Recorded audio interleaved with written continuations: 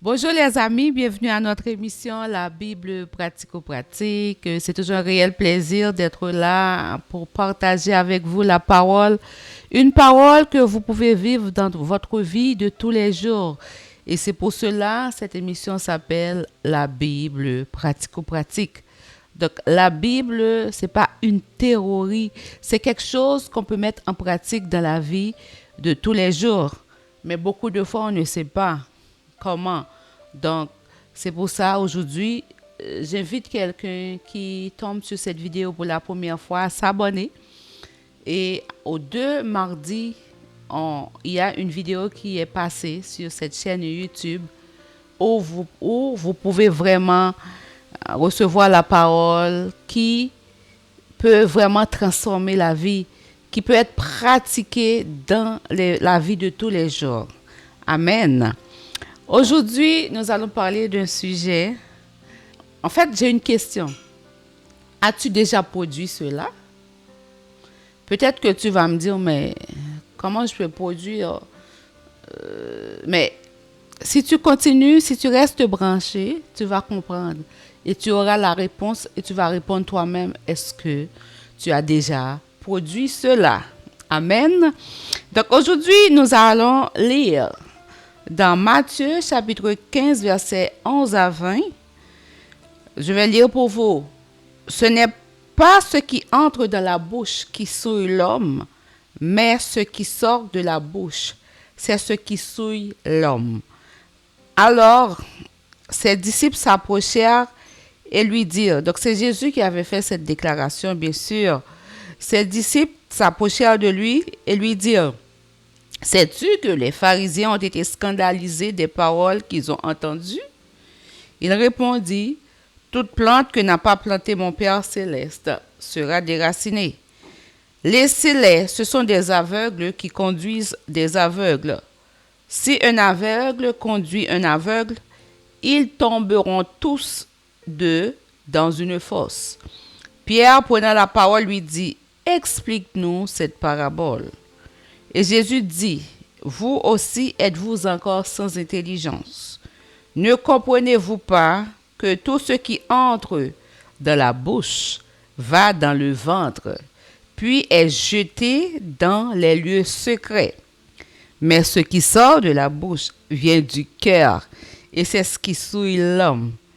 Car c'est du cœur que viennent les mauvaises pensées, les meurtres, les adultères, les impudicités, les vols, les faux témoignages, les calomnies. Voilà les choses qui souillent l'homme.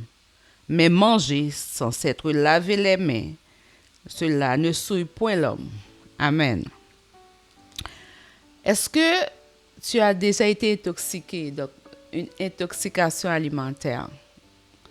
Moi, oui, j'ai déjà connu ça et j'imagine que une personne, une fois dans sa vie, toute personne, une fois dans sa vie, a été intoxiquée. Donc, qu'est-ce que ça fait? C'est une nourriture qui a été contaminée. Il y avait des bactéries. Et puis, ça a produit un malaise, des crampes abdominales, des vomissements et la diarrhée. Mais qu'est-ce qui arrive par la suite? On va à la toilette et puis une fois que c'est éliminé, on est bien par la suite, on s'hydrate, donc tout va bien.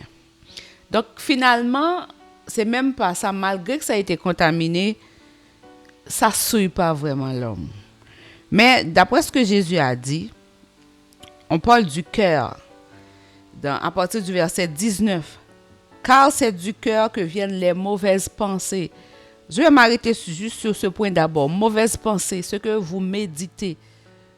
Tôt ou tard, ça va sortir de ta bouche, mon ami.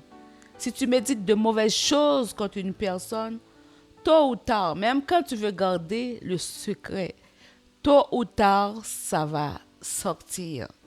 Les meurtres, on voit meurtre, parfois on peut voir avec une arme, on va tuer quelqu'un, un poison ou plein d'autres choses. Mais parfois, notre langue aussi peut tuer quelqu'un. Notre langue peut éteindre quelqu'un. Les adultères, ça on le sait, les impudicités, tout ça c'est en rapport avec des relations sexuelles qui sont contraires à ce que Dieu a établi. Les vols, les faux témoignages, Donc, les gens qui racontent des choses mauvaises sur des autres, des choses sans fondement, les calomnies. Donc, j'avais déjà parlé de ce sujet, la calomnie à la médisance. Donc, c'est des choses qu'on dit d'une personne dans le but de ternir sa réputation, dans le but de lui faire du mal. Donc, on voit ces choses qui souillent l'homme. Quand ces choses sortent de ton cœur, mon ami, ça veut dire que tu es sale. Tu penses que tu salis l'autre, mais c'est toi qui es sale. C'est ce que tu produis. Aujourd'hui, on parle des gaz à effet de serre.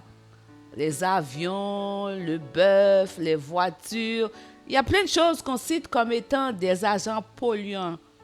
Mais toi aussi, mon ami, tout dépend de l'état de ton cœur. Tu peux être aussi un agent polluant. Tu peux polluer l'atmosphère, l'environnement là où tu vis. Parce que ton cœur a de mauvaises pensées. Parce que tu es quelqu'un qui va parler mal, qui raconte toujours de mauvaises choses contre les autres. C'est comme ça, pendant que tu penses que tu souilles les autres, mais toi-même, tu es sale. En fait, ce n'est pas ce qu'on mange vraiment qui nous salit, mais c'est l'état de ton cœur qui salit. Quand tu vois, tu as tendance à parler mal. Quand tu as quelque chose, il faut que tu parles mal. Il faut que tu racontes toujours des choses. Tu ne peux pas tenir ta langue dans ta bouche. Ça veut dire que ton cœur est sale. Ton cœur a besoin d'être purifié. Et il y a une seule personne qui peut purifier ton cœur. C'est vraiment Jésus. Si tu l'écoutes, tu pardonnes. Tu aimes les gens. Il ne te donne même pas le droit de haïr. Il te dit même d'aimer tes ennemis. Donc, c'est comme ça que tu vas garder un cœur pur. Pendant que tu émets, tu pollues ton atmosphère parce que tu dis des choses mal, tu penses mal des autres. Il y a des gens aussi qui vont faire la même chose pour toi. Mais comment tu vas te sentir à ce moment? Es-tu une bonne personne? Es-tu une source pure? Quand tu es là, il y a la paix. Quand tu es là, il y a la joie. Quand tu es là, on se sent bien. Ou bien, est-ce que tu es une source qui émet des gaz à effet de serre, donc les agents qui polluent?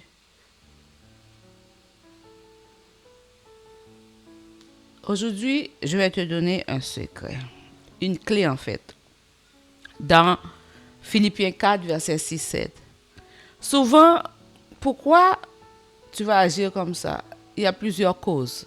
La jalousie, l'envie, parce que tu veux être comme les autres. Tu n'acceptes pas qui tu es. Tu veux être comme les autres, donc ça crée l'envie et la jalousie. Et c'est ça qui va te porter à faire du mal. Ça peut être aussi l'orgueil. L'orgueil, tu veux dominer. Donc, quand tu veux dominer, tu vas écraser les autres. Mais juste pour te dire, mon ami, si tel est ton cas, tu as besoin d'être lavé. Tu as besoin d'être lavé. Tu as besoin d'être purifié. Et quand tu es jaloux, tu es inquiet ou inquiète, jalouse ou jaloux, donc ça crée la peur. Donc quand on va parler mal des autres, c'est comme si on veut se protéger. On se cache, on veut que les gens nous voient comme de meilleures personnes, donc en salissant les autres.